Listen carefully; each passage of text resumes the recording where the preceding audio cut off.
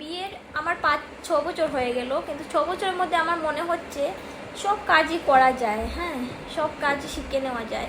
কিন্তু এই যে এই সময়টা খুব টেনশনের, কারণ আমার মনে হচ্ছে এই 6 বছরের মধ্যে সব থেকে কষ্টের সময়টা হচ্ছে এই যে বাচ্চাদেরকে ABCD শেখানো, 1-2 শেখানো এইগুলা। এই যে আমি আমার মেয়েকে আজ অনেক দিন থেকে ওইগুলো শেখানোর চেষ্টা করছি, ওর মনেই থাকে না। আকি তোর 1-2 মনে থাকে না কেন? 1 2 3 4 5 6 7 8 9 10। তাইলে তুই লিখতে পারিস না কেন?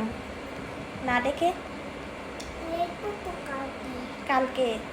এই কালটা ওর আর আসে না, খালি বলে কালকে লিখবো কালকে লিখবো কালকে লিখবো।